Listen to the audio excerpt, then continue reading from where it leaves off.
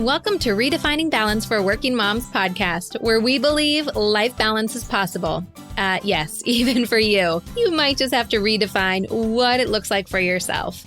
I'm your host, fellow working mom, and founder of Your Life Rocks, Jenny Stemmerman. Each week, I'll bring you practical, real-life tips to help you focus on the things that matter most in life and be the best version of yourself in every area that God has called you to. Ready to redefine what balance looks like for you in your life? Let's go. Hey there, welcome to the show. I am so excited that you're here to hang out with me today because today we are kicking off a brand new series. And this series is all about helping you be the best mom you can be. You know, when we talk about parenting as one of the 8 areas of life here at Your Life Rocks, we're really trying to help equip you to raise your kids in a godly way, to raise your kids in a way that you can be proud of. And this series is going to help you do just that. Now, a lot of the experts that we have coming on in this series, although we're focused on parenting, we're kind of focused on you as the mom and not so much your kids. Now, we've done a lot of episodes in the past where we're really focused in on your kids and, you know, what their Sunday prep should look like and helping them in school and things like that. But this series is really all about you as the mom. And I think this is such an important topic for us to be talking about over the course of the next couple of weeks because us being a mom really plays into a lot of different areas of our life. I mean, us being a mom kind of correlates into our faith, into our marriage, into our home, our finances, even our friends and fun, our health. I mean, really all areas are impacted by us being a mom. And so I think it's important that we really dive into this and take a closer look and really help to equip you to be the very best mom that you can be. Now, speaking of an area of being a mom, as moms, we are largely responsible for doing meal prep. And right now we just put out a new course inside Life Balance membership called Meal Planning Made Simple. And not only is it made simple, but this simple planning system that I teach in this course for helping you put together your meals will not only save you time, but will save you money as well. Now, when you get started into Life Balance membership in February, I'm going to send you an email with immediate access to this course, along with all of the other courses, the member exclusive podcast, and so much more that's included in being a Life Balance member. And when you get the Life Balance planner in the month of February for the DISC system, the DISC notebook system, I'm going to send you the worksheets for the menu planning so you can include it right into your DISC notebook. It will come printed and punched and ready just to be inserted so you can get to work and planning the menus for you and your family. Now, our first episode in this series, we are going to be talking about how to make parenting less exhausting and still give your kids exactly what they need. And for this episode, I am joined by our guest parenting expert, Rachel Bailey, and she has been serving families for over a decade. Besides being a mother of 2, she also has a master's degree in clinical psychology, a certification in positive discipline, and provided services as an ADHD coach, in-home mentor, therapist. And currently, Rachel teaches parents practical long-term tools for raising responsible, resilient, confident children, all while reducing stress and guilt in parents' life. Now, if that seems like a dream to you, then I know you're going to love my interview with Rachel. So let's get into it.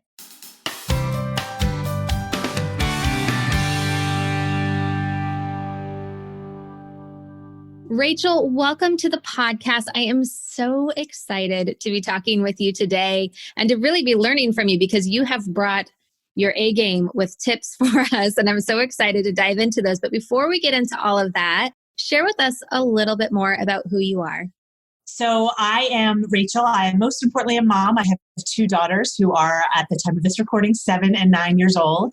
And I mean, really, I know you know all the professional stuff about me, but I guess the most important thing to know about me is that despite the fact that I do this for a living, I am not a perfect parent at all. In fact, I'm a pretty reactive person. I'm not a calm and patient, like Mary Poppins type of person. So really, that's why I love what I do because I love working with people for whom this just maybe doesn't come naturally because parenting does not come naturally to me at all. That's amazing. So what made you get involved in being a parenting specialist if it's not something that comes naturally to you? Yeah, it's so funny. And I think that's why, but ultimately I started in the field of psychology. Actually, my goal was to be a neuropsychologist. And I got pregnant along the way. So I didn't quite finish my PhD. So I had to sort of decide what I was going to do. At that time, I was acting as a number of different things, but I was working with kids and teens. And I found that parents kept coming up to me and saying, Rachel, I'm glad you're working with my child, but I need to know what to do when you're not around. So I actually started doing parenting workshops even before I was a parent and realized there was this need, to know how to handle the really practical things. And I really love the fact that I could be real about, hey, this isn't necessarily intuitive to me. And people really, I connected with them, they connected with me. And so really all I teach now has a lot to do with how do you, if you're not the best in the moment parent, or if you struggle with certain things, how can you still feel confident that you can raise your kids and feel good about how you're doing it? I love that so much. I think it just gives us all so much grace because there is like this expectation that like, oh, you're the mom, you should know what it is that you're doing or at least figure it out. But if, the experts are still trying to figure it out at the same time with us and maybe just that step or two ahead of us. But I think also too, understanding just neuroscience and psychology in general and all of that probably plays a huge part into what you do. That's exactly right. That's why I feel that even though I'm not this perfect parent, I can really help parents because I do know a lot about the brain and behavior and emotion, so I can give the tips. But then I can also offer this, don't try to be perfect, because honestly, your kids don't need you to be perfect. They need you to be real. They need you to apologize, and they need you to show them what it's like to be in a real relationship where not everybody is getting along all the time. And I love that too, because, when we think about being a working mom, we're often exhausted. We're often a little short-tempered and reactive more than we maybe want to be. We want to be more, intentional and peaceful and grounded. But, things get stressful and sometimes that goes out the window. And we don't always perform in the way that we would want to, ahead of time if we could like plan it all out. So I love that you kind of give us some grace with that and really some practical tools too, which I know you're going to be sharing with us today. So talk to us a little bit about just the matter of being a mom and being exhausted. Yeah, I think a lot of us are exhausted because in reality, parenting is not the only thing we're doing, especially because, we're working as well outside of the home. So parenting is not the only thing we're doing. And there's so much on our to-do list that we are overwhelmed and we're bringing that energy into the home. And kids really sense that energy. And so they misbehave or they become anxious or whatever their symptoms are. And then it makes the situation worse because then we're more overwhelmed. So it can really, just the fact that we're busy really has an impact on our parenting. Yeah, absolutely. Absolutely. And the fact too that the kids are reacting to the energy that we are bringing home, that we are being when we're present with them and we're around them. I think that is like the biggest thing I'm learning as a parent. My kids are now 10 and 14, almost 15 years old. And just realizing that sometimes I'm like, geez, what is wrong with you? And it's not so much always them, it's them feeding off of me. And that's making me be a lot more aware as a parent. But at the same time, it's like, oh my gosh, what am I doing to my poor children? And, I think that's the hardest part of parenting, honestly. I mean, there's a lot of hard parts. There's a lot of great parts too. But the hardest part to me is that my kids are sensing my energy and I'm not always positive. And I think that just puts a lot of pressure on us as parents, which is exactly why I give these tools for it's okay if you're not in a good place and your kids feed off of you. How do you deal with that? And how do you try to improve things so that even if you are busy and exhausted and don't always have this positive energy, things still can be okay. Oh, so good. So good. So this is a great tie-in. What is the first tip? Because now that you said all that, I'm like, okay, give me the tips. Tell me what I can do about this. So one of the first tips I have if we are exhausted as parents is stop parenting so much in the moment. I think this is where the biggest waste of parenting energy goes. I mean, we are reacting to our kids. We are responding when they're already, misbehaving or they're already not listening to us or they're already, being disrespectful. And it takes a lot of energy to deal with that situation. So one of the things I always teach parents is to help to figure out more proactively what you can do. And a lot of parents will say to me, but Rachel, I'm exhausted. How can I be proactive? But the truth is that if you understand what's causing your kids' behavior, making a few small tweaks proactively actually buys you a tremendous amount of energy because you're not fighting in conflict so much. And what would those steps be? Like, how can we be a little bit more proactive? So one of my favorite things to teach parents is about making what I call proactive deposits. So deposits are things that we can do that meet our kids' needs ahead of time when we are in a good place. And that's the key. This is how I really make sure I'm still giving my kids what they need, is I do this when I'm in a good place. So a lot of parents will know the traditional, will spend more time with your child and pay more attention to them. And that is one thing that I talk about for sure. I mean, I give this tip of, if you're really busy, if you can take just 10 seconds a day per child, so even if you have 6 children, I'm talking a minute here, for 10 seconds a day, just really look up from what you're doing, if you're chopping vegetables or doing laundry or whatever, and really look at your child while they're talking to you, and maybe even ask an extra question about what they say. And you do this when you're in a good place. That's an example of a proactive deposit, where you're giving your child attention proactively so they don't need to fight for it later. So 10 seconds is enough, because I feel like, you need to give like an hour. You don't. It's actually way more about quality than quantity.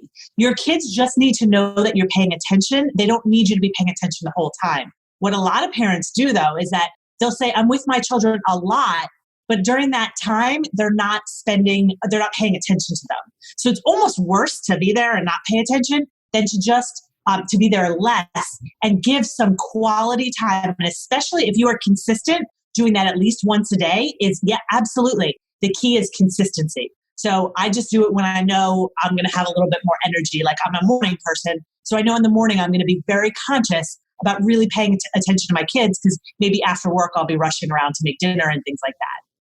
That's so important too, what you said about doing it when you are good, like when you're in a good place and you have that energy and you have that intention, because even if you try to fake it, like, they can sense that you're trying to fake it. They can totally sense that you're trying to fake it. And that actually almost makes it worse, because they're confused about why you're doing that, for sure. But if you can also, here's another tip with this. If you can't pay attention to your child, what you can say is something like, if you have a set time, maybe on the weekend when you're in a good place and you know you're going to be with them. I say this to my kids all the time. I can't pay attention now, but I'm really excited to hear about this. Why don't you save it for our time this weekend? And I actually create a list of things, because I have a really horrible memory. I'll create a list of things that I didn't get a chance to ask my kids about because I didn't have time and because I was rushed and in a bad place. And I'll ask them about it that weekend when we do have time together. Oh, that's so good. That's so good. Because I'm the same with you. Like, I will think about these things like when I'm driving or when I'm in the shower, or, and I'm kind of like replaying a conversation that didn't go so well the day before, or the night before, the morning of, or whatever. Yeah. And thinking, I wish I could do that again, or I want to be able to explain where I was coming from on that a little bit better. So I like the idea of creating a list and coming back to it later. Yes, absolutely. That's really, really good. So now we talked a little bit about our kids' behavior and how their behavior can really respond from what we're doing and the energy that we're bringing into it when we're already exhausted. But I know you have a tip also about our mindset around that. So share with us a little bit more about that. Yeah, our mindset about our kids' behavior will either create a huge energy drain or it will buy us some energy. I say this all the time. I have a podcast and I actually did a whole episode on this, that there are really two things that determine how much energy we're going to spend on parenting. Number one is the mindset about their behavior, which is basically when we see their behavior as a symptom of usually a tool that they're missing, we take a lot less energy addressing that behavior. So just let me give you an example. Let's say you ask your child to clean up after themselves and they're not cleaning up. If you think, oh my gosh, they're not cleaning up, I asked them 5 times to do it, that's a huge energy drain. But if you can say, hey, you know what? My kids aren't cleaning up because, and this is something that parents may not know, but I know about this stuff and I'm happy to teach it. Kids actually struggle to clean up after themselves because, and this is true of teens too, they're wired to focus on whatever's the most engaging or novel thing in the room. So they may actually start to clean, but then they get distracted by whatever else is more novel or engaging. So they're actually missing the tool to be able to focus and clean the way we want them to. So if we see it as they're not listening to me and I asked them 5 times and this is so awful, that energy we spend being frustrated actually is draining. Whereas if we say, hey, they're missing a tool, and especially if we can teach that tool proactively when we're in a good place, we can teach them how to maintain that focus when they do have to clean. then you prevent so much energy loss because you're just like, oh, they just need that tool. I'm going to teach it to them. I'm going to remind them of the tool. And it goes so much better. Oh my gosh. I feel like we could do a whole episode just on that. And you said you did. So we're definitely going to have to link to that episode and make sure everyone has a listen. So let me ask you this. How do you teach your kids to hold their focus if their brains just are not wired that way? That's a really great question. And I will tell you that anyone who starts to implement this tool is going to see change immediately because we don't even realize that kids struggle with this. And it's the reason that your kids don't get their shoes on when you ask, or they don't brush their teeth. They may not even be lying in bed, or they're not focusing on homework, depending on the age of the child. So here's what you do. What you have to realize is that, again, kids' brains are wired for engagement and novelty. So if you help them learn to make the task engaging, they will stay focused. So for a younger child, what you may say is something like, you ask them to get their shoes on. Well, they get distracted. But if you say something like, can you get your shoes on with your tongue sticking out the whole time? Or if with an older child, I used to do this for a living. I was an ADHD and academic coach. I used to help teenagers focus on their homework by teaching them how to engage with the homework, whether that was engaging their bodies. So maybe they were studying vocabulary words. So they would move their bodies in step with the vocabulary words that they were learning. Or they would make visual mind maps, which engage their brain in whatever they were studying. So if we teach kids to engage themselves in the activity they're doing, they will actually focus. But if we don't do this, they don't know how to focus and we just get frustrated with them. Oh my gosh, my mind is blown. It's so a simple thing, but I can't tell you how many times I get frustrated with my kids when I'm like, clean your room, do the chore, it's exactly a constant battle in our house. And I think like, why are they not listening to me? Why are they being so disrespectful? Like, I don't understand what's going on here. But I love the idea of just realizing that they don't have the tools and then teaching them how to get the tool. Absolutely. And whenever you change your mindset, going back to your original question, from, oh my gosh, they're not doing it. Why aren't they doing it with all this judgment? We change our mindset to, oh, there's a reason they're not doing it.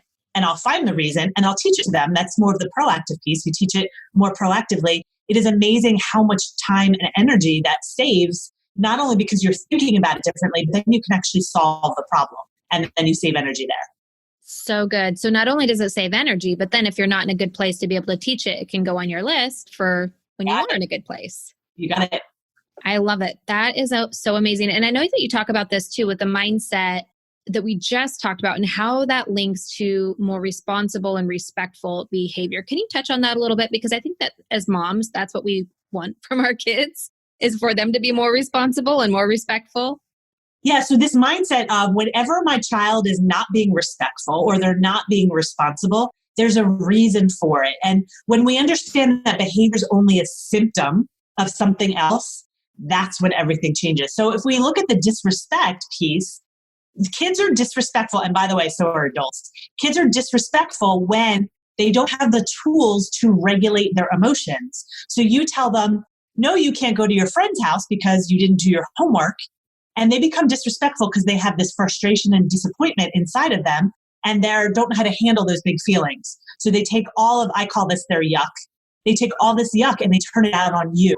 That's what their disrespect is. It's not okay. It's not acceptable. This is not a reason, excuse, but it is a reason why they're doing that. So again, we see this behavior as the symptom.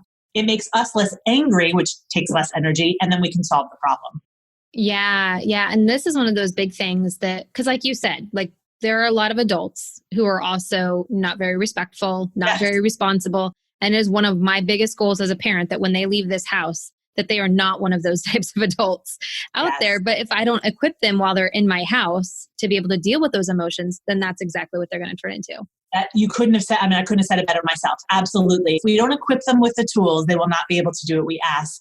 And again, we have to look at them like, they're not equipped. We ask them to do things, and most people are not as aware of brain development. So you don't know that even though a child is 15 years old, you'd think they should be able to clean up their room or do their homework, but they're missing other tools that most parents just aren't aware of. Yeah, that is so good. That is so good. And I know a lot of the things that we're talking about, Rachel, are helping us as the mom, even though it's us understanding our kids so we can help them be better. I really do think that some of the wisdom that you are bringing and that you're all about on your podcast and your YouTube videos and everything that you do are really about helping to equip us as parents, because we keep coming back to when you're in a good place. When you're in a good place, you can have these discussions, you can teach them the skills, you can give them the tools. But how do we get into a good place? Like, how do we make sure that we're not just like this constant state of stress and overwhelm and anger and, bringing our own yuck to every situation? Which is what most of us do, very honestly. We bring our own yuck to situations. So one of the things to think about is I sort of have a short-term solution for that and then a long-term solution. The short-term solution, I actually have the clients that I work with create what I call a parenting avatar, which is where you decide, again, proactively, what type of parent you want to be. And then you create plans proactively for how you're going to handle the things that trigger you. So if you get triggered every single time, you get really upset every single time your child doesn't clean, I actually will have parents say, okay, if you were your ideal parent and if you were the parent you want to be, how would you respond to that? And I have them make this plan, and it's based on a simple sentence. When my child blank, I will blank. So when my child doesn't clean, I will blank. And you fill in the blank with something that actually helps you feel good as a parent. You decide this ahead of time when you're not in yuck. And then in that moment, you just follow through. So it's a really simple way. If you've done no other work at all to kind of reduce your yuck, if you've done no other work, you can just make this plan and act from this plan, and you'll regret your behavior a lot less just because you know what to do in the moment. That is brilliant. That is so brilliant. In fact, I can see that going well beyond parenting. Oh, 100%. All of the areas of your life. How do you want to show up in your health, and how do you want to spend money, and all of those things. I think that is an incredible tool. Yes, and whenever we make a plan from the part of our brain that's more proactive, we make plans that are consistent with our values. When we're in yuck, we actually can't be consistent with our values. Yeah. Yeah. I always say, like, when we're in our yuck, like when the emotions are high, like logic just goes out the window and you can't even think straight. And it lliterally does. I don't know if you're aware, but basically when we sense some sort of discomfort or yuck, whether we're hungry or tired or whatever, our brain senses that as a threat, and it turns on an alarm, and that's our fight or flight response. And our fight or flight response literally shuts down the part of the brain where your values live, where your logic lives. Even it shuts down the part of the brain where language is. That's why we don't process language very effectively when we're flooded with emotion. That's amazing. Our brains are incredible. Yeah. Like, so amazing. Absolutely. So we talked about the short term of doing like a parenting avatar. What's the long-term solution? So the long-term solution is actually to figure out what's causing yuck to begin with. And, there could be simple things like we're just overworked or overwhelmed. But when I go deeper with most parents, I actually find that it comes down to all human beings have certain emotional needs. And what happens is parents we're so worried about our kids' needs, we're not meeting our own emotional needs. And for better or worse, our brain interprets not meeting our emotional needs as a threat. Like I said, we go into yuck, and then we are overwhelmed and we're just exuding this negative energy. So some of the examples of emotional needs are we have a need for control. So if we feel really out of control in our lives, we need to find a way to get control back. And one of the things that I stress with parents is something that you talked about. Stop trying to control your child and start focusing on your own reaction. Instead of trying to make them stop tantruming or stop being disrespectful, because ultimately that's out of your control. Or instead of trying to get your spouse to change, maybe pick up their socks more or get off their phone more, instead of trying to change other people, focus more on yourself. And that's an example of doing something that actually helps you meet your need for control, because we tend to be depleted in these areas. So it's just an example of doing more long-term work to figure out where you are depleted and why it's causing the behavior that it is. This is so good. This is so good. And I know this links perfectly into your third tip, which is about self-care, self-treatment, because, it is important that we take care of ourselves. And I think sometimes we keep pushing it off the list and pushing it off the list, but then it's going to sprout up, whether it sprouts up at work and you end up crying in a meeting that you don't want to cry in, or you snap at your kids or whatever it is. So talk to us a little bit about self-care, self-treatment. Yeah. And I'm glad you said both, because I actually really do distinguish self-treatment and self-care. To me, self-care is about taking bubble baths and getting a pedicure and spending time with friends. All of those are great. But I find that if we're not treating ourselves well on a daily basis, than going to get a pedicure or spend time with friends doesn't make up for all the damage we do because we're not treating ourselves well. So I talk about self-treatment, and I mean specifically, how are you talking to yourself on a daily basis? How are you setting boundaries to take care of yourself on a daily basis? So treating ourselves with respect, again, and how we talk to ourselves, how we say no to other people, that is the stuff that I think leads to more yuck. And even if we're treating ourselves negatively, even if we go away for 5 days with our girlfriends and come back, if you're treating yourself negatively, that 5-day vacation will have no impact like by 2 hours after you get home because you've treated yourself too poorly. Does that make sense? Oh, totally. Absolutely. Absolutely. And I love the way that you distinguish between self-treatment and self-care. I'm a huge person. Like, I love to talk about self-care as a way of like, you take care of yourself as if you were taking care of your child. Yeah. So like, you want to make sure your child has healthy meals. Well, you need to make sure you have healthy meals. You want to make sure your child goes to sleep on time so they're not cranky the next day. You probably need to make sure you go to sleep on time so you're not cranky the next day. But I think sometimes we make it more difficult than it actually needs to be. For sure. Yeah, we do, because we have so much on our to-do list. That's another thing I work a lot with parents on is, I think one of the reasons we do overwhelm ourselves is because we have this idea of we need to be this certain person. And if we're not that person, if we're not juggling a million things, then we're not enough.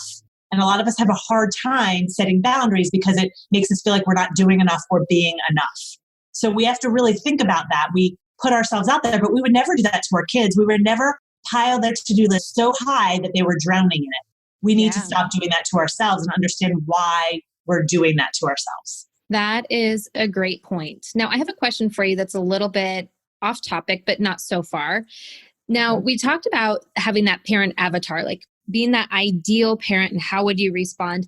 But how do we control the boundaries between having that ideal parent avatar and piling on this like idea of perfection or what we should be as a parent? How do we balance those two? I love that. So what I will say is perfection tends to be a symptom of anxiety. We need to be perfect because if not, we can't handle the outcome. So what we realize, what I talk to a lot of parents about when you're creating that parenting avatar, is that if you are striving to be this perfect parent who's good at everything, chances are you're doing it for a reason. Like, you can't handle it if you're not perfect. So sometimes a parenting avatar will be, I'll do the best I can to stay calm when my kids are in the middle of a tantrum. But that's all I can do. Sometimes I'm going to lose it.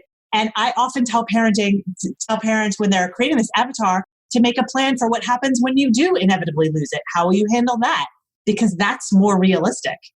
I love it. And it just kind of circles right back as you were talking. I was like, oh my gosh, this is right back to the long-term solution. Parenting avatar is a short-term solution, but the long-term solution is dealing with your own yuck, which is probably a big part of that perfectionism that you have in being a parent. Absolutely. Yeah. And why do we feel the need to be perfect? Because if people who don't feel that need often are just more confident and comfortable in their own skin. And we kind of want to get what they have. Because really, if we need to be perfect at everything, there's a reason that some discomfort that we can't handle if we're not perfect. Oh, so good.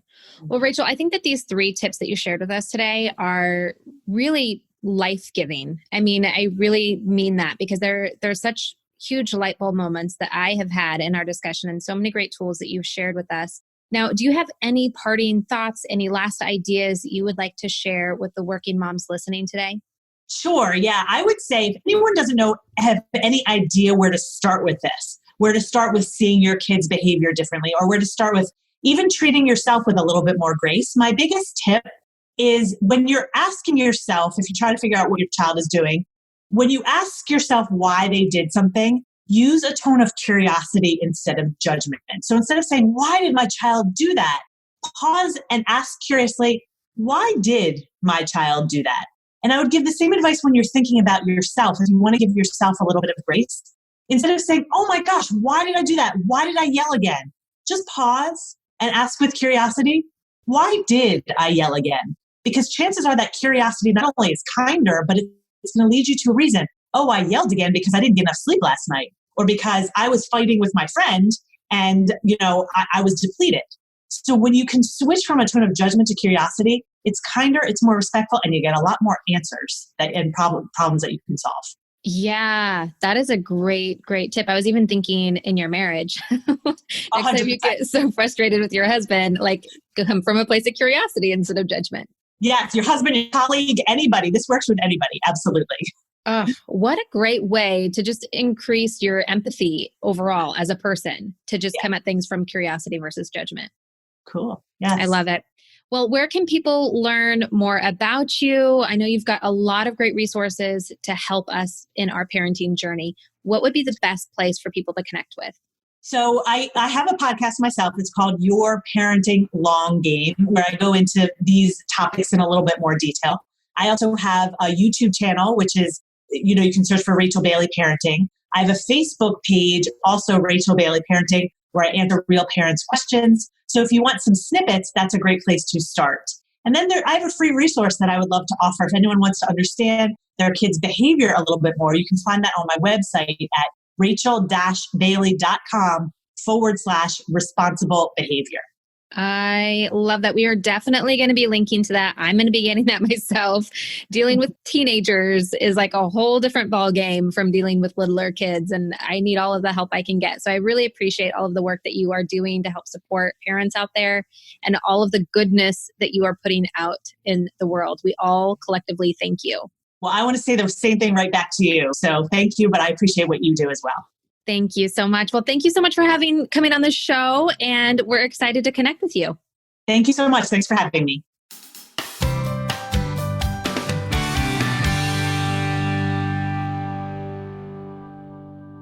Well, there you go. I hope that these 3 tips that Rachel shared with us today really help you in your own path to being the best mom that you can be.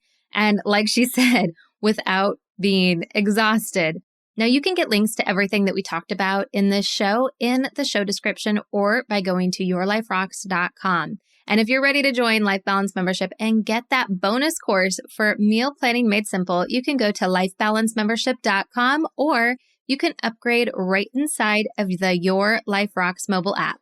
Now, if you love this episode, I know you're going to love the other episodes that we have coming for you in this series. We're going to be talking about things like controlling our mom anger and how to use the Enneagram to better understand our children. Now, if there are other moms that you know that could benefit from some of these great guest experts that we have, I hope that you would share this podcast with them so they can join along in this journey of going through the series of being the best moms that we can be. So until next week, keep building a life that rocks. Bye.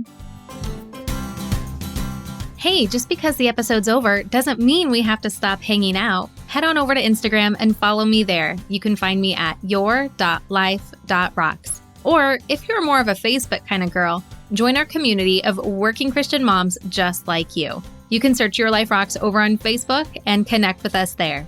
And if you're ready to truly create lasting balance and get results in your life, maybe it's time for you to join Life Balance membership. Download the Your Life Rocks app in iTunes or in Google Play. You can upgrade to the membership right inside the app. And if you're looking for more resources to help you create more balance, head on over to yourliferocks.com.